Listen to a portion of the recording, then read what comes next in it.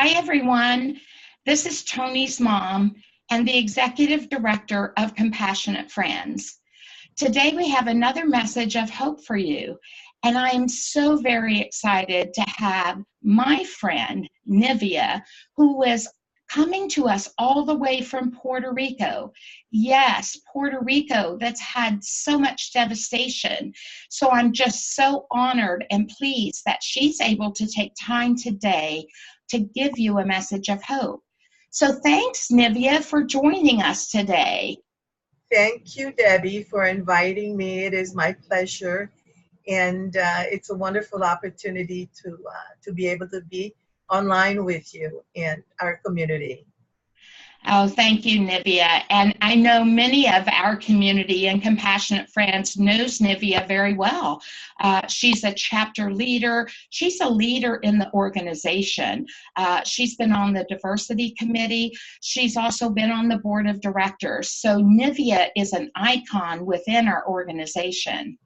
So as you know, Nivia, I'm asking everyone 3 questions. And the first question, if you wouldn't mind sharing with us, what brought you to Compassionate Friends? Well, Debbie, Compassionate Friends, I came to Compassionate Friends when my son, Jose Francisco Joito, died in a car accident. Jose Francisco is my oldest child. He was 21 years of age and he was studying at the Inter-American University in Puerto Rico. He was a sophomore and he went on to Fort Lauderdale to finish his training as an aviator. He wanted to become a pilot. That was his passion. He loved every minute of it. So he did finish his courses in Fort Lauderdale. He came back to Puerto Rico to start accumulating hours in flight. And that was on May 6, 1993 that he graduated. And unfortunately, on June 6, 1993, a month right after his graduation, he died in a car accident. It was not an automobile accident. A very close friend of his that was living with us, who was living with us and was studying also aviation, had been driving, and it just happened. It was an accident. It was not meant to be. And Compassionate Friends was my lifeline. Actually, 10 years earlier, a very dear friend of mine whose son had died also, I was his secretary at that time. I still am. And he was given information about Compassionate Friends from a very important client of his in the States. So I kind of briefed through that book 10 years earlier, and little did I know that I was going to be asking him for that book. He came home, he brought it to me, and I read through it. I contacted Compassionate Friends, and that was my connection at that time. It was in 1995 that I attended my first conference of Compassionate Friends. It was an international conference held in Philadelphia, and it was a wonderful opportunity for me to realize that I was not alone in this path. I was not the only mother whose son had died. There were many, many hundreds of parents, bereaved parents, attended that international conference, and I found understanding with Compassionate Friends.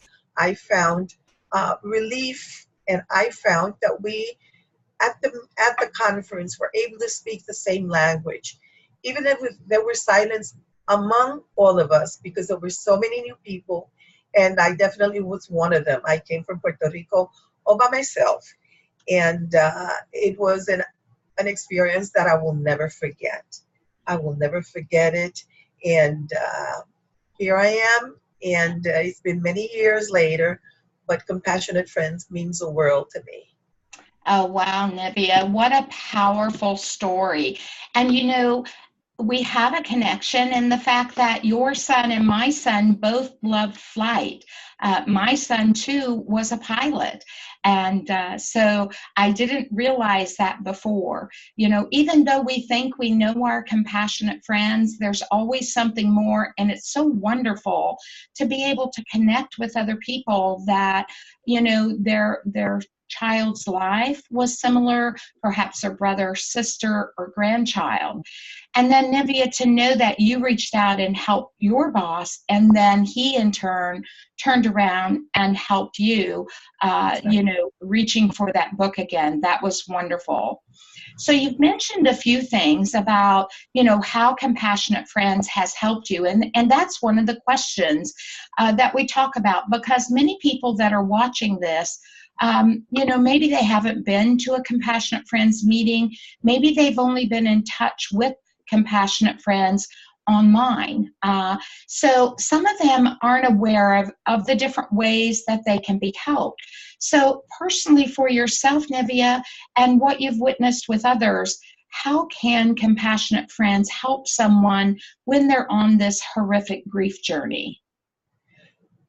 Debbie, I would say that it's very important to really decide at that moment. When you're going through all that grief, you really have two options. You can either leave with your child emotionally, or decide to, besides crawling, get up on your feet and start taking baby steps. And that's what I decided to do. It was the difficult part, but Compassionate Friends was there for me.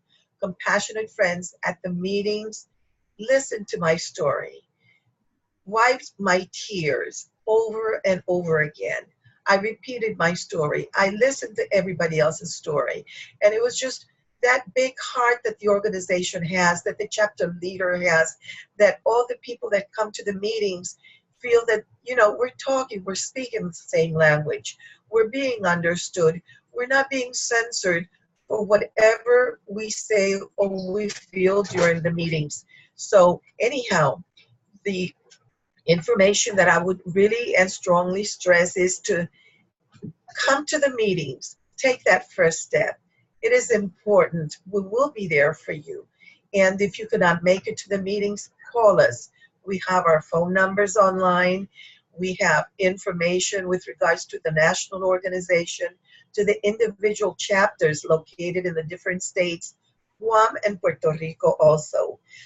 In Puerto Rico, I became the chapter leader in the year 2000 when we chartered our chapter. Currently, it is the largest bereavement group in the island, and we just never stop, really. Unfortunately, we don't control what happens, but we can control and continue living, because we can continue living. We can open up new windows in our own lives, be happy again, enjoy life again, because like we're going to be talking in a little while, there is hope. There is hope, and the Compassionate Friends and locally Los Amigos Compasivos is very instrumental in this walk. Wonderful. And you hit on so many things where, grief is different for everyone. It's a different journey for each person. So, give Compassionate Friends an opportunity, whether it be in a meeting. Maybe you have a young family and you can't get a babysitter, and you and your spouse or significant other want to attend a meeting. We have the online groups that are closed, chat rooms, all kinds of different opportunities. So I'm so glad that you brought those up, Nivia. And then in closing, we have many that will be watching these videos that are very new in their grief. And when we talk about what is a message of hope, it's very difficult even to think of possibly having hope again. So Nivia, do you have a special message of hope for individuals that may need that message right now? Well, I can strongly indicate that there is hope. Even if you don't feel it at the moment, mom, dad, surviving sibling, grandparents, there is hope, because love conquers everything. We have hope in our hearts. We have love in our hearts. And it is cradling our child, our brother, our sister, our grandchild. So we will always be connected with our child, whether that child, no matter the circumstances of his or her death, we will always be connected. Love is very strong. So I urge you to take your baby steps, come to our meetings, enjoy every day of your life with your child in your heart because it is moving, but it is really fulfilling. And I know because my son Joito is right here with me 24/7. That's wonderful. And I think that, often, people feel like they've lost their child. I haven't lost Tony. Tony is Right. always with me. Our children, our grandchildren, our brothers and sisters will always, always be with us. And Compassionate Friends gives you a place to talk about them. I just want to remind Right. everyone that we do have on our website a wall of hope.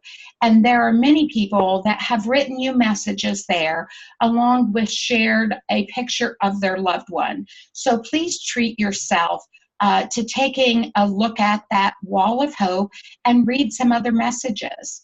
Thank you so much, Nivia, for giving everyone this wonderful message of hope. My pleasure. Thank you. Bye, everyone.